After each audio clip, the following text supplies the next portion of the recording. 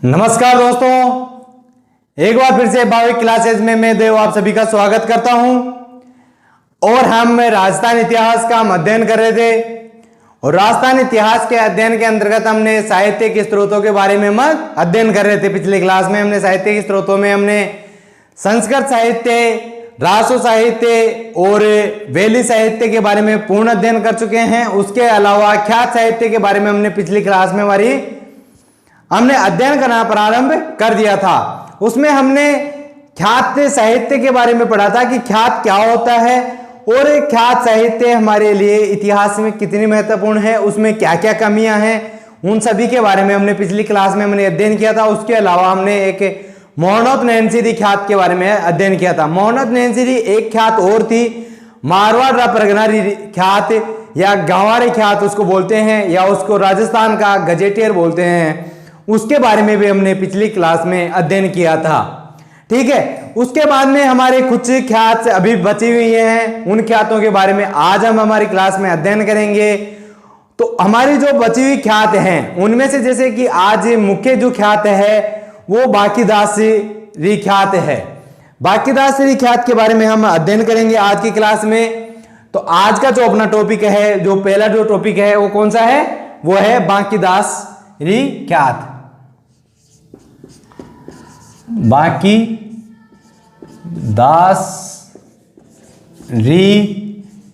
ख्यात।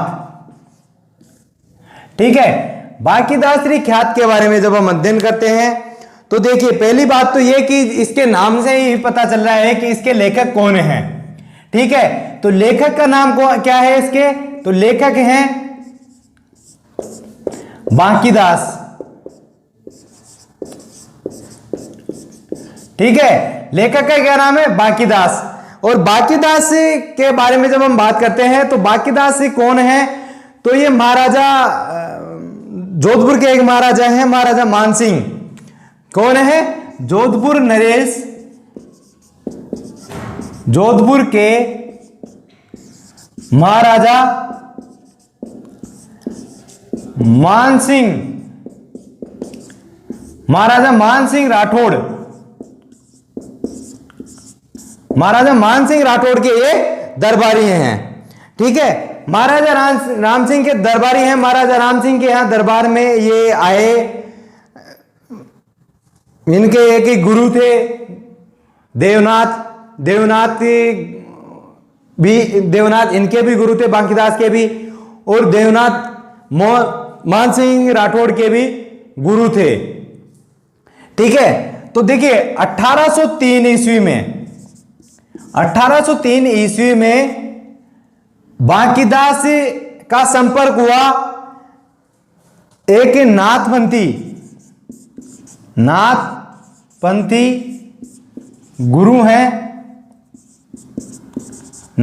गुरु हैं देवनाथ। ठीक है, देवनाथ जी ये इनके गुरु थे, ये नाथपंथी थे। और बांकीदास जी 1803 ईस्वी में नाथपंथी गुरुदेव देवनाथ के संपर्क में आए। और जो ये नाथदेव जी हैं ये महाराजा मानसिंह राठौड़ के भी गुरु थे। तो गुरु की कृपा से ही बांकीदास मानसिंह से संपर्क में आए। और मानसिंह से संपर्क में आने के बाद में मानसिंह बांकीदास के कवित्व से प्रभावित होकर इनको एक पुरस्कार देते हैं। उस पुरस्कार का नाम है लाख पसाव पुरस्कार। किस नाम का पुरस्कार है, तो लाख पसाव पुरस्कार। कौन सा है, लाख पसाव। ठीक है, लाख पसाव पुरस्कार है। यह पुरस्कार मानसिंह बांकीदास को देते हैं। और बांकीदास उसके बाद में मानसिंह राठौड़ के दरबार में दरबारी कवि के रूप में आ जाते हैं। और उसके बाद में जो बांकीदास है वो बांकीदास महाराजा मानसिंह राठौड़ के भाषा गुरु भी बन जाते हैं। ठीक है, तो देखिए अभी एक बांकीदास 1803 ईस्वी में नाथपंथी गुरुदेव नाथ के संपर्क में आते हैं और उन्हीं के संपर्क में आने के बाद में उन्हीं की कृपा से ये बांकीदास महाराजा मानसिंह राठौड़ से संपर्क में आते हैं और महाराजा मानसिंह राठौड़ इनके कवित्व से प्रभावित होकर इनको लाभ पछताव का पुरस्कार देते हैं और अपने दरबार में इनको दरबारी कवि बना देते हैं और इनको दरबार में जगह प्राप्त होने के बाद में देखिए दरबार में जगह प्राप्त हो जाती है। दरबार में जगह प्राप्त होने के बाद में बांकीदास महाराजा मानसिंह राठौड़ के भाषा के गुरु भी बन जाते हैं। ठीक है, दरबारी होने के साथ साथ में इनके भाषा के भी गुरु भी हो गए थे और इन्होंने ही बांकीदासरी ख्यात की रचना की थी। तो देखिए जब हम बात करें अब देखिए 1833 ईस्वी में बांकीदास का देहांत हो गया।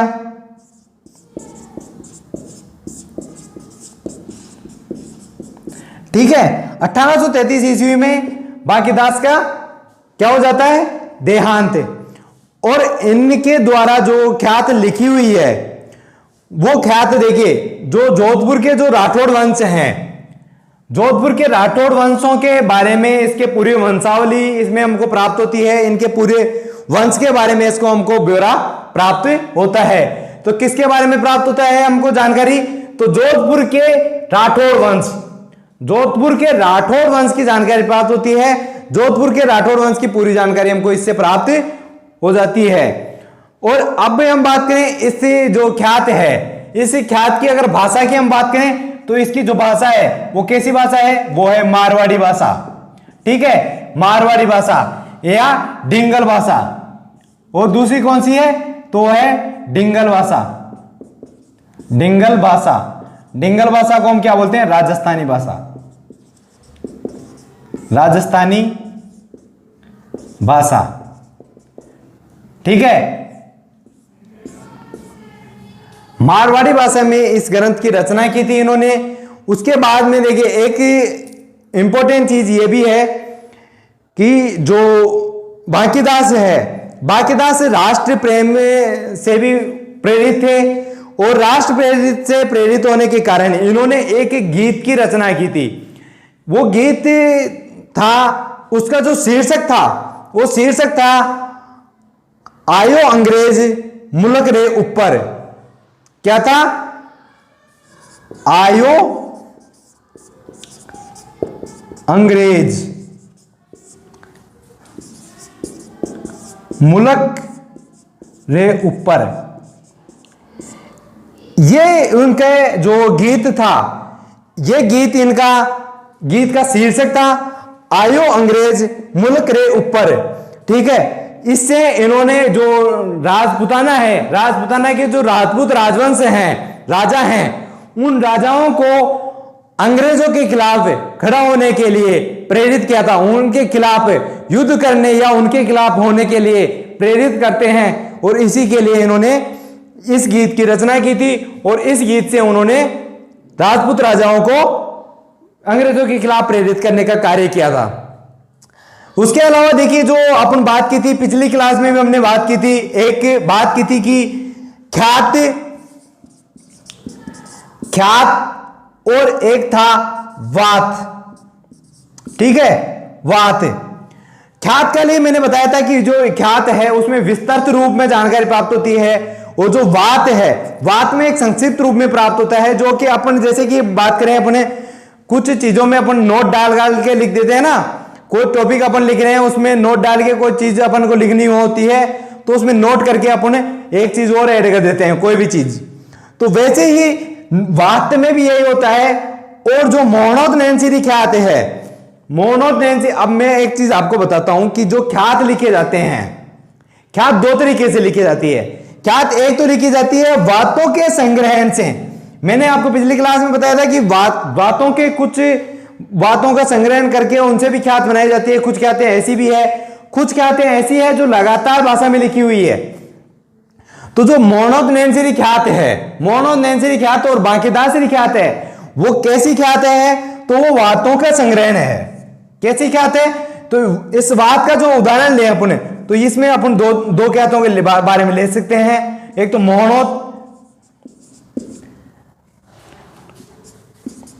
मोनोनेंसीरी ख्यात और एक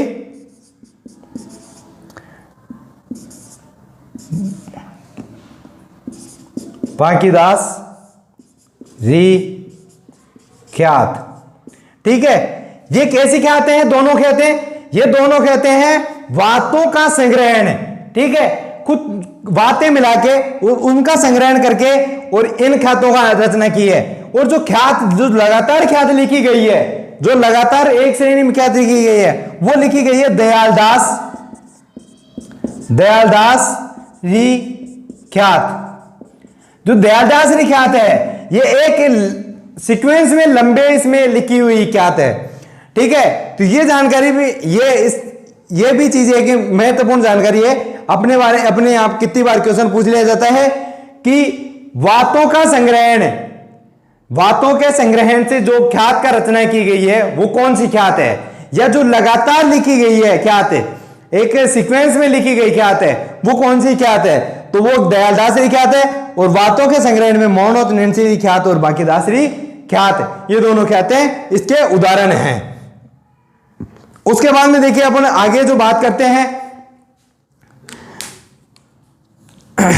आगे एक बार इसको आप नोट कर लीजिए, उसके बाद में अपन आगे बात करते हैं इसी में।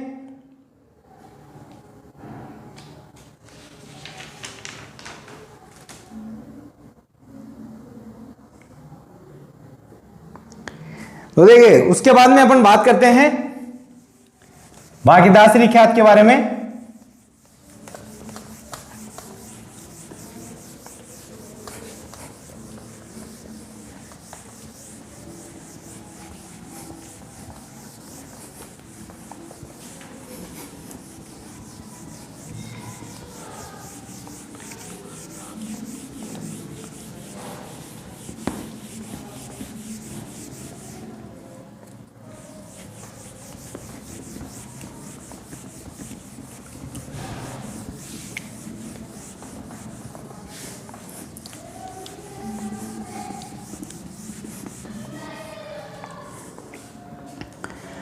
तो देखिए उसके बाद में अपन इसी ख्यात के बारे में बात करते हैं, बांकीदास री ख्यात के बारे में और बात करते हैं।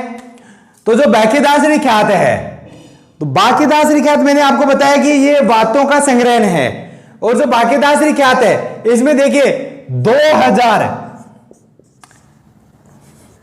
कितने 2000 वातों का संग्रहण है इसमें। ठीक है, तो बांकीदास री जो ख्यात है, इसमें कितनी वातों का संग्रहण है? 2000 वातों का संग्रहण है। तो आप सोच लो 2000 वातों का संग्रहण है, इसका मतलब है कितनी बड़ी ख्यात है।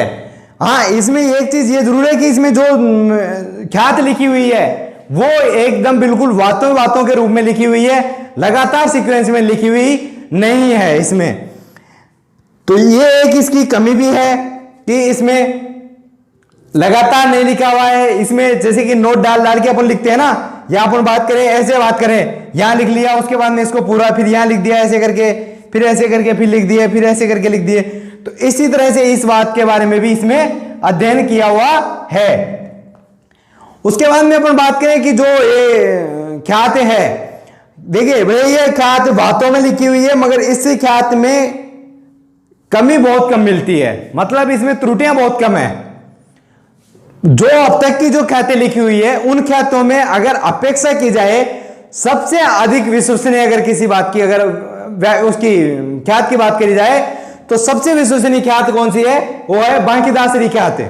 ठीक है, हर मामले में इसका जो लेखन का जो कार्य किया है, इसके लेखन के कार्य में हर चीज को एक, मतलब कि हम कहें कि स्त्रोतों का जो यूज किए हैं उनका विवरण तो इसमें नहीं दिया है, मगर जो इनके जो किया है उनका पूरा बिल्कुल एकदम अच्छे से जांच पड़ताल करने के बाद में इसमें यूज किया गया है, इसलिए इसमें गलतियां कम मिलती है। हालांकि नोट के रूप में लिखी हुई है, कर्मगत होने की कम हुआ है, कर्म अनुसार नहीं लिखी हुई है ये, और कर्म अनुसार नहीं लिखने की वजह से इसमें कुछ बातें कहां है, कुछ बातें कहां है, ऐसे है, मगर गलत बातें कम लिखी हुई है। ठीक है, सबसे अधिक विश्वसनीय यही एक है।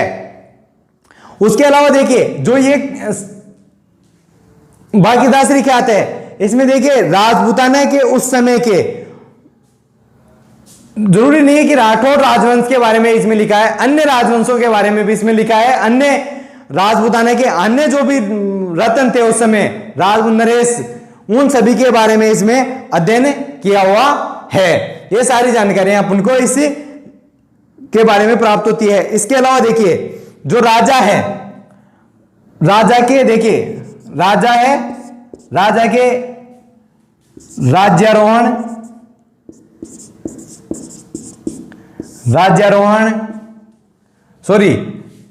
राज्यारोहण से पहले अगर बात करें हम तो जन्म, ठीक है, राजा के जन्म, राज्यारोहण, उसकी मृत्यु, इन सब के बारे में इसमें एक वर्णन किया हुआ है। और उस वर्णन में इसके में पूरी तिथि दी हुई है, तिथि का क्रम दिया हुआ है, ठीक है, सभी राजाओं के बारे में। यह भी जानकारी इसमें अपन को महत्वपूर्ण जानकारी प्राप्त होती है। उसके अलावा देखिए अपन एक बात और बात करते हैं जो बांकीदास के बारे में है। बांकीदास जो लेखक के रूप में, बांकीदास एक बहुत ही उत्कृष्ट कलाकार, लेखन का कार्य करते थे, काफी महत्वपूर्ण कृतियां इन्होंने लिखी है और लेखन का कार्य इनका सबसे रुचिकर कार्य था, लेखन के कार्य में इनकी सबसे सर्वाधिक रुचि थी। तो देखिए इनकी जो कृतियां हैं, जो इनके द्वारा लेखक रचित ग्रंथ हैं, उन ग्रंथों की अगर हम बात करें तो इनके 26 ग्रंथ अब तक इनके 3 भागों में प्रकाशित हो चुके हैं। ये प्रकाशित हैं, ठीक है, 26 ग्रंथ तो इनके प्रकाशित हैं और 10 ग्रंथ अप्रकाशित हैं, ठीक है। टोटल इन्होंने 36 ग्रंथों की रचना की है। और जो इनकी जो सबसे महत्वपूर्ण जो रचना है, वो इनकी सबसे महत्वपूर्ण रचना है, मैंने आपको बताया था अभी, एक इनका गीत था, वो क्या गीत था, आयो अंग्रेज मुल्क रे ऊपर। ये एक इनका गीत था, इनकी एक रचना थी। ये राष्ट्रीय भावनाओं से प्रेरित होकर गीत लिखा हुआ गीत है। और इससे इन्होंने राजपूत राजाओं को अंग्रेजों के खिलाफ पे खड़ा होने के लिए प्रेरित किया था। यह इनकी सबसे महत्वपूर्ण कृति है, यह इनकी सबसे महत्वपूर्ण रचना है। और इसी रचना की वजह से आज बांकीदास अमर हो गए हैं। इनकी हालांकि जो बांकीदासरी ख्यात है वो भी इनको अमर बनाती है, ठीक है, पर जो सबसे महत्वपूर्ण जो कृति की बात, जो रचना की बात करें तो इनकी जो ये गीत की जो इन्होंने रचना की थी, इस गीत की रचना करने के बाद में इनको इतिहास प्रेम में, इतिहास के रूप, ऐतिहासिक बात करते हैं तो उसमें अमर, ऐतिहासिक अमर तो इनको प्राप्त कराता है ये गीत, ठीक है। उसके बाद में अपन अगली ख्यात के बारे में बात करते हैं। तो देखिए भाई, अपनी जो अगली जो ख्याति है वो कौन सी ख्यात है, तो वो अपनी ख्यात है दयालदास री ख्यात, ठीक है। दयालदास री ख्यात के बारे में जब हम बात करते हैं तो दयालदास री ख्यात के बारे में देखिए, तो पहली बात तो ये कि दयालदास री ख्यात के लेखक का नाम इसमें पता चल रहा है अपन को, इसके लेख से ही पता चल रहा है। तो लेखक कौन हो गए, तो लेखक हो गए दयालदास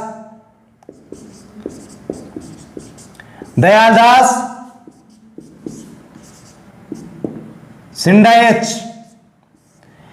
दयालदास सिंडायच इसके लेखक हैं। और जो दयालदास सिंडायच हैं, दयालदास सिंडायच बीकानेर के शासक हैं, बीकानेर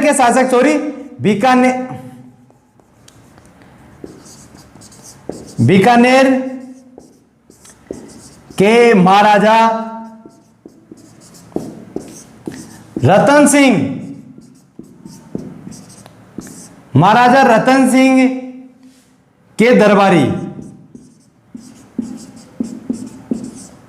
कौन है सिंडायच, तो बीकानेर के महाराजा मान सिंह के दरबारी हैं ये। और दरबारी के पद पे ये कब से कब तक रहे, तो ये 1828 ईस्वी से लेके 1851 ईस्वी तक ये इसके दरबार में दरबारी का कार्य किए हैं।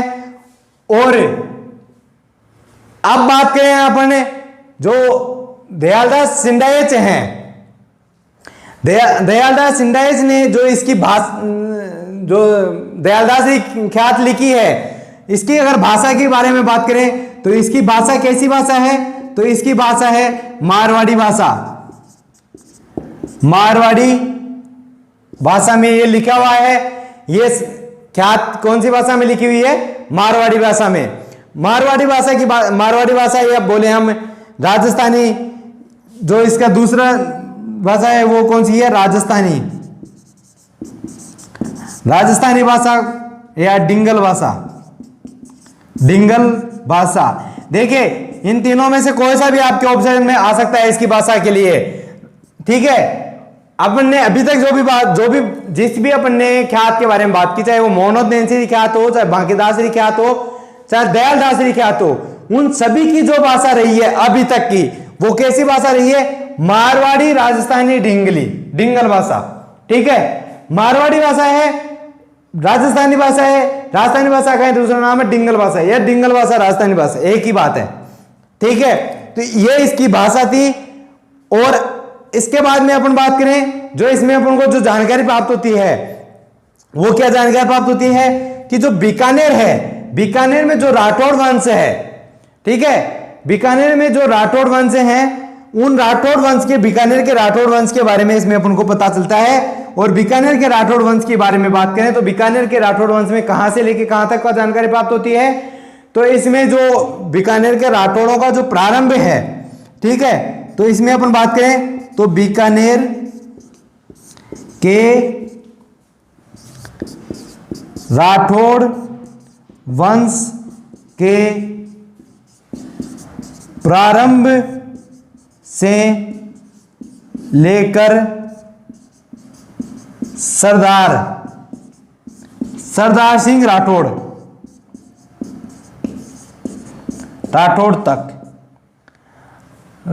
तक की वंशावली मिलती है। ठीक है, इसमें कहां से लेके कहां तक, तो बीकानेर के जो राठौड़ वंश का प्रारंभ है, बीकानेर में राठौड़ वंश का जो प्रारंभ है, वहां से लेके सरदार सिंह राठौड़ तक का इसमें पूरा वंश का वर्णन मिलता है।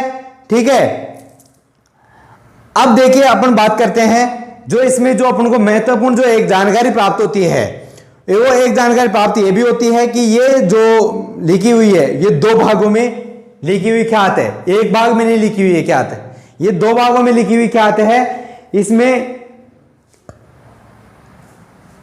देखिए अब बात करता हूं मैं जो महाराजा रतन सिंह है, इनके बारे में बात करते हैं। देखिए एक मिनट,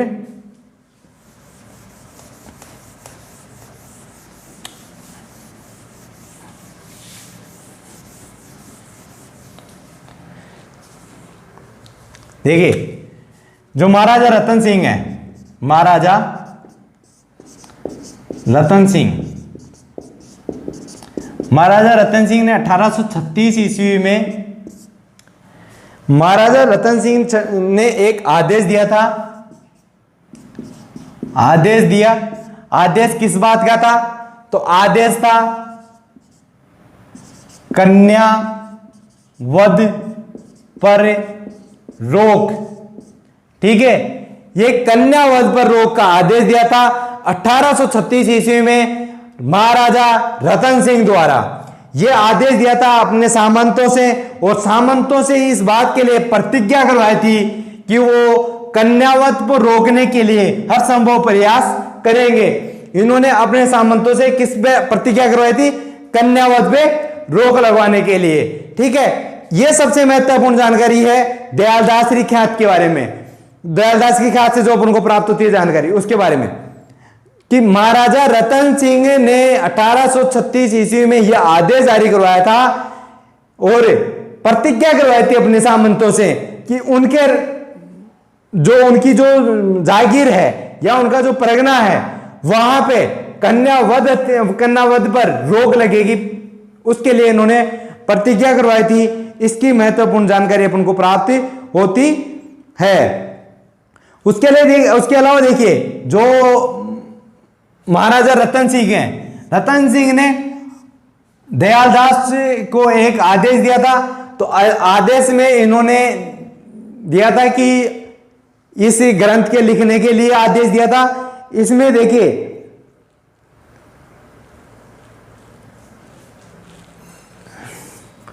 जो राणा रतन सिंह ने, महाराजा रतन सिंह ने आदेश दिया था कि राव बीका से लेकर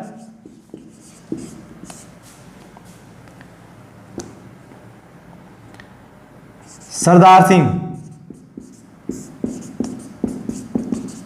सिंह के सिंहासन रोहण तक का इतिहास लिखने का कार्य करने के लिए इन्होंने, राणा रतन सिंह ने दयालदास को आदेश दिया था।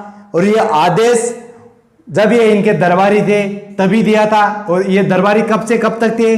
तो ये दरबारी 1828 से लेके 1851 ईस्वी तक ये इनके दरबारी थे। इसी के बीच में इन्होंने ये आदेश दिया था और इन्होंने सरदार सिंह के सिंहासन रोहण तक का इतिहास लिखा है। इसमें पूरी वंशावली की इसमें लिखी हुई है।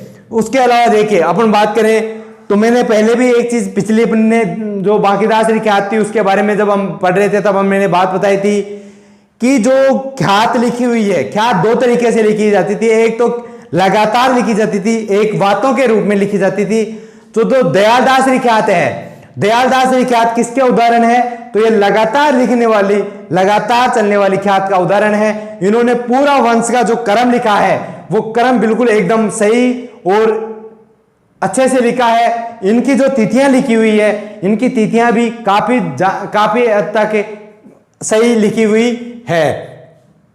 उसके अलावा देखिए अपन एक चीज और बात करते हैं कि जो दयालदास रहे, दयालदास ने जो उस समय की जो वंशावलियां थी उनके जो पट्टे थे, ठीक है, अपन जो पोथियां ग्रंथ वगैरह होती है ना, पोथी हो गई या हम कहें उसको बही खाते, बहियों को, इनको सबको, इन सब का अध्ययन करने के उपरांत उनको अध्ययन अच्छे से जांच परख करने के बाद में इन्होंने इस दयालदास ख्यात का रचना की थी। इसीलिए ये दयालदास ख्यात काफी हद तक महत्वपूर्ण भी है और जिसमें खास तौर पे बीकानेर का इतिहास जानने के लिए, राठौड़ वंश का इतिहास जानने के लिए, बीकानेर के राठौड़ों का इतिहास जानने के लिए सबसे महत्वपूर्ण कृति मानी जाती है दयालदास ख्यात है। ठीक है, उसके बाद में अपन अगली ख्यात के बारे में बात करते हैं। तो देखिए भाई, अपनी जो अगली जो ख्यात है वो कौन सी ख्यात है? तो वो है मुंडियार ख्यात। कौन सी ख्यात है? मुंडियार ख्यात। ठीक है, मुंडियार ख्यात के बारे में जब हम बात करते हैं तो देखिए जो मुंडियार ख्यात है, मुंडियार ख्यात अपने, पहली बात तो ये कि जो मुंडियार है ये वर्तमान में नागौर जिले में पड़ता है और वर्तमान में नागौर जिले में जो शहर है उससे लगभग ये 10 किलोमीटर दक्षिण में, 10 मील दक्षिण में है। ठीक है, उसके बाद में अपन बात करें जो ये मुंडियार है, अब देखिए मुंडियार जो जागीर है, मुंडियार जागीर चारणों को भेंट में दी थी।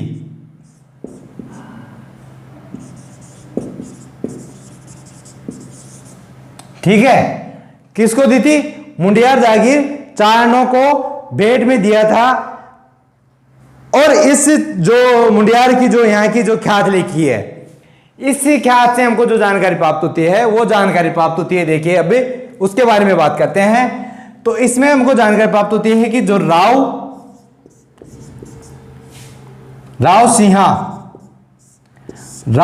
द्वारा मारवाड़ में राठौड़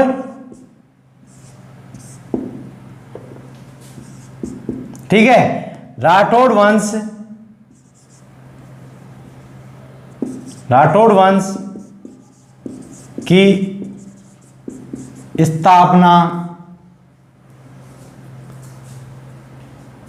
से लेकर महाराजा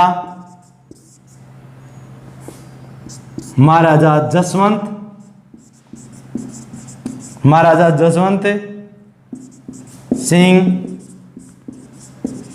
प्रथम तक का इतिहास।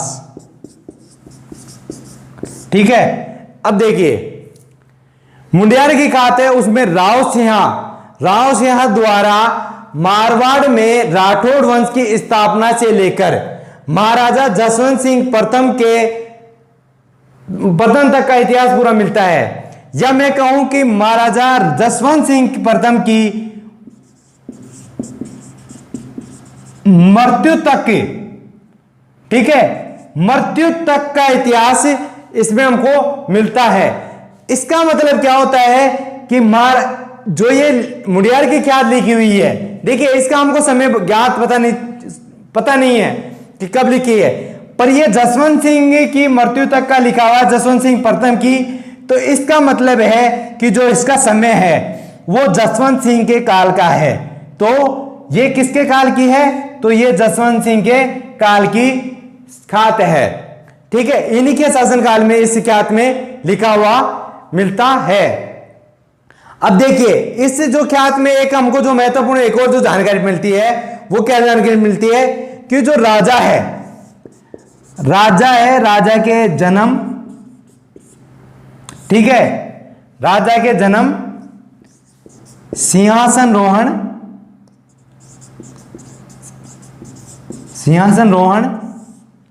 और मृत्यु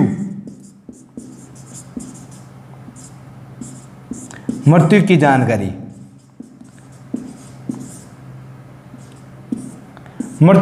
तो मिलती ही है। इसके अलावा क्या जानकारी प्राप्त होती है कि जो ये राजा है, इस राजा के कितनी रानियां हैं,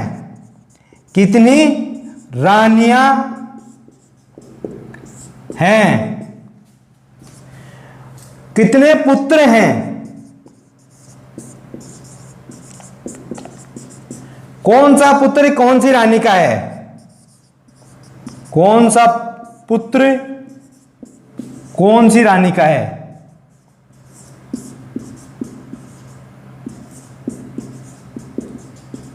यह संपूर्ण जानकारी अपन को किससे प्राप्त होती है? तो मुंडियार की ख्यात से। देखिए इसमें पूरा राजा के बारे में, राजा की पूरी डिटेल दी हुई है, सारे राजाओं की, एक राजा की नहीं है कि जसवंत सिंह के शासनकाल में लिखी है तो जसवंत सिंह के बारे में है। राव सिंह से लेकर जसवंत सिंह तक का, जसवंत सिंह की मृत्यु तक का इसमें यह लिखा हुआ है। और जसवंत सिंह की मृत्यु तक का राजा का जन्म होता है, उसके सिंहासन रोहण या उसका जो विवाह है, उसकी कितनी रानियों से विवाह होता है, उसके कितने पुत्र हैं, उसका कौन सा पुत्र कौन सी रानी के द्वारा, कौन सी रानी से पैदा हुआ है उसका, और उसकी मृत्यु की संपूर्ण जानकारी अपन को किससे प्राप्त होती है? तो वो प्राप्त होती है मुंडियार की ख्यात से। ठीक है, मुंडियार की ख्यात से। इसके अलावा जो अपन को महत्वपूर्ण जो जानकारी एक और प्राप्त होती है उसके बारे में अपन बात करते हैं। तो देखिए मुंडियार की जो ख्यात है,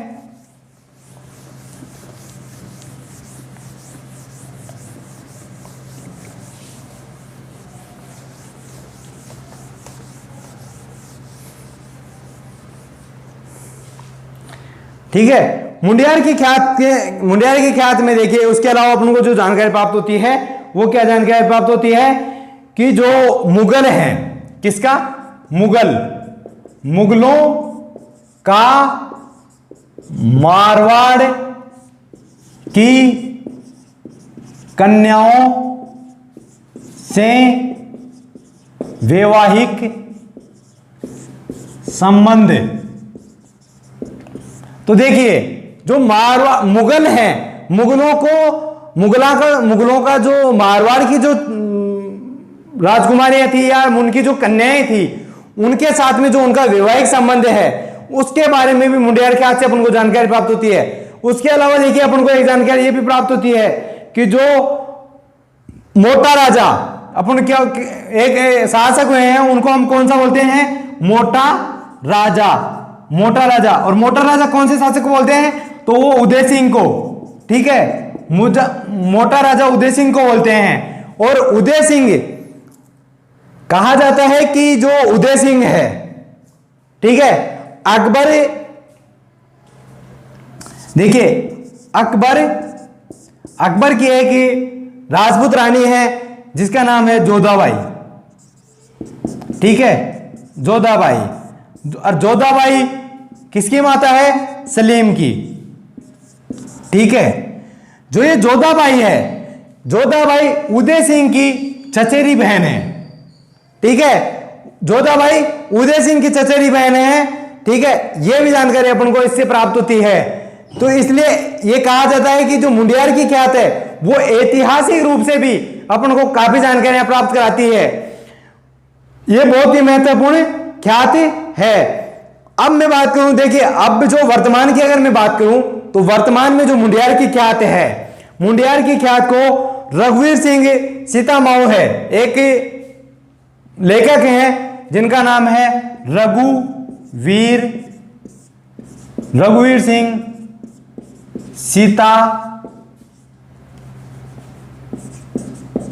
सीतामऊ, ठीक है। रघुवीर सिंह सीतामऊ ने इसको खरीद कर कहां रख दिया, पटनागर संस्थान के ले गए थे, ठीक है, जो वर्तमान में ये वहां पे है।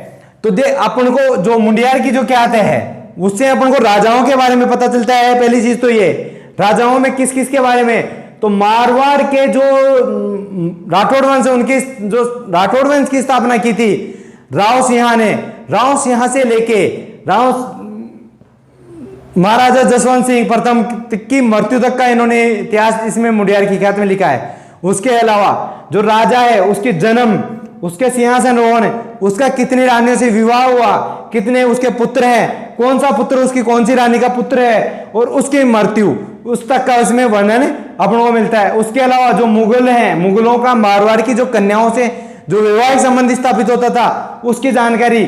उसके अलावा जो अकबर है, अकबर की जो रानी है जोधाबाई, सलीम की मां, ठीक है, उसका मारवाड़ का जो एक शासक है मोटा राजा जिसको हम बोलते हैं मोटा राजा उदय सिंह, ठीक है, मोटा राजा उदय सिंह उस जोधाबाई का चचेरा भाई है, ठीक है। इसके अलावा क्या जानकारी प्राप्त होती है, इसी वजह से इसमें कहा जाता है कि ये इतिहास के लिए बहुत महत्वपूर्ण, ऐतिहासिक महत्वपूर्ण ख्याति है।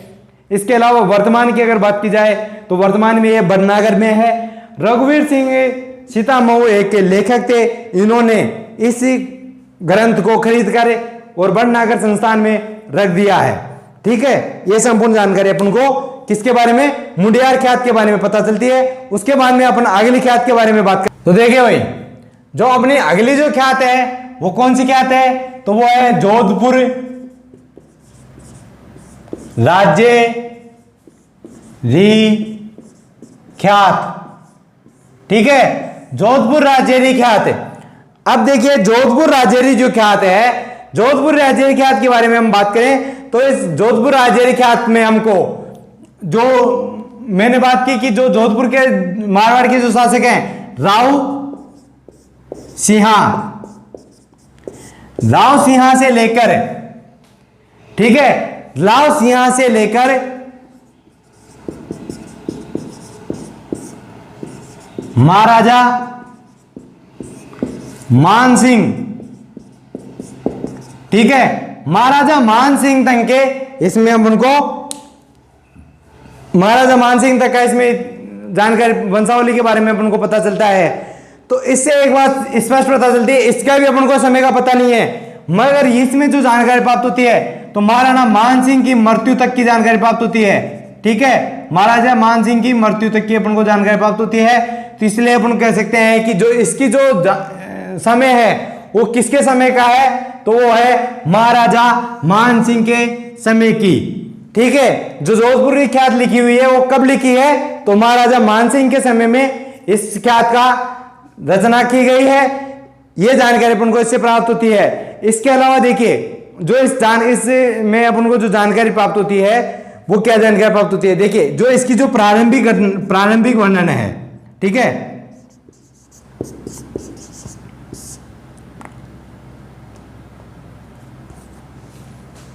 सॉरी,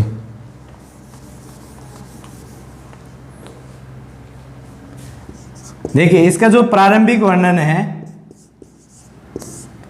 जो इसका प्रारंभिक वर्णन है वो तो देखिए कैसा, जो इसका प्रारंभिक वर्णन है वो किस आधार पे वर्णन है, तो इसका जो पहला जो प्रारंभिक वर्णन है वो कल्पित है, कल्पित वर्णन किंवदंतियों पे आधारित है, ठीक है, एक तो कल्पित है, एक किंवदंती पर आधारित है,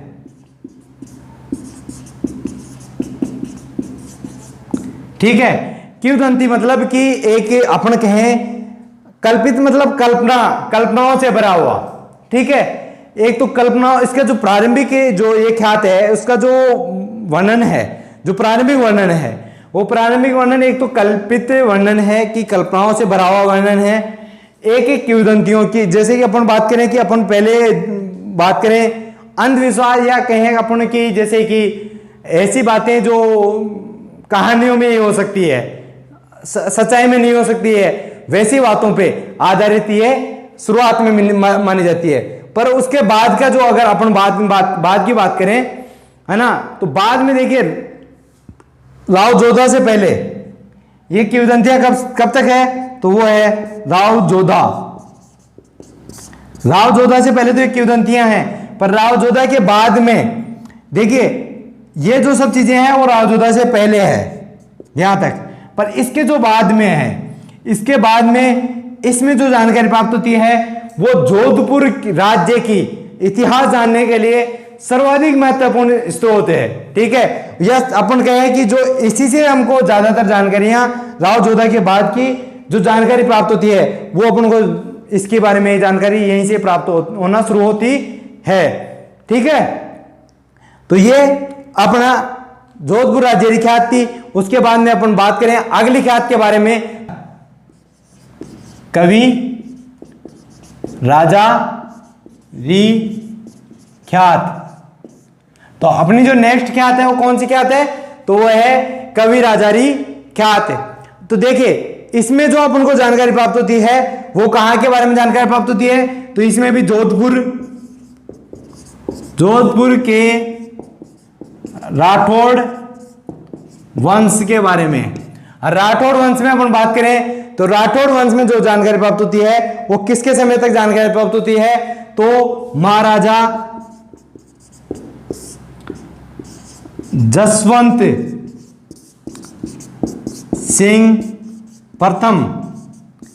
किसके समय तक, महाराजा जसवंत सिंह प्रथम के समय तक का इसमें भी अपन को ख्यात में जानकारी प्राप्त होती है। अब देखिए जो इसमें जो अपन को इसके अलावा जो जानकारी प्राप्त होती है वो क्या जानकारी प्राप्त होती है कि एक तो जो राव जोधा है, कौन है, राव जोधा, रायमल, ठीक है, एक राव जोधा है, रायमल है, या सूर सिंह,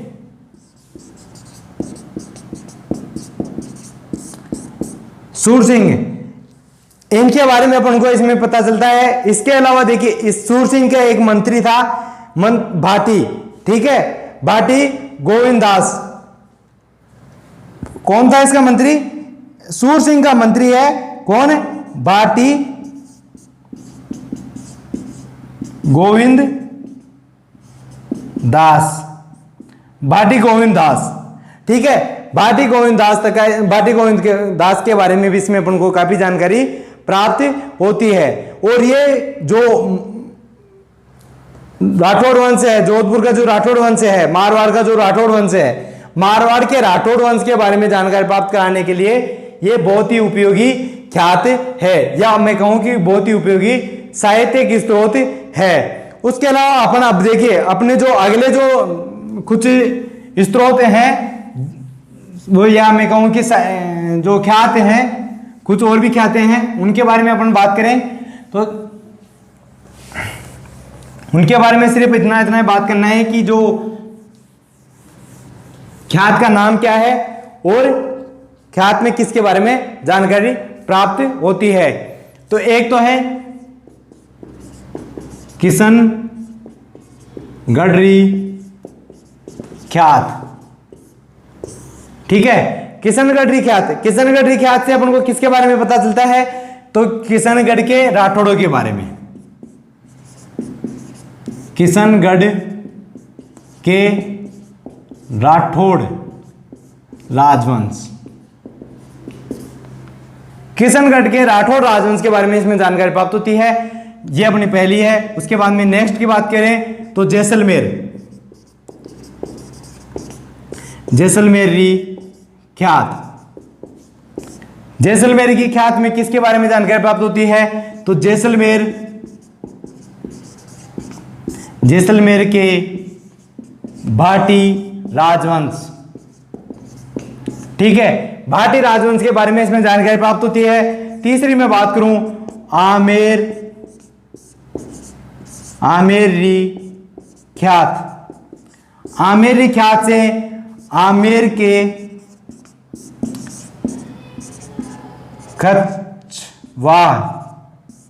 कछवाह राजवंश के बारे में, ठीक है। आमेर के कछवाह राजवंश के बारे में इसमें जानकारी प्राप्त होती है। यह आमेर की अपनी ख्यात है। इसके बाद में आप देखिए अपना इसके बाद में ख्यात अपनी यहीं पे कंप्लीट होती है ख्यातों के बारे में। इसके अलावा आप देखिए अपन बात करते हैं जो ये ख्यात हैं, ये ख्यात सभी अलग अलग जगह बिखरी हुई थी। इन सभी जो ख्यात हैं इनको एक विजय मुनि नामक व्यक्ति ने इनको एकत्रित संग्रहण किया था जोधपुर में।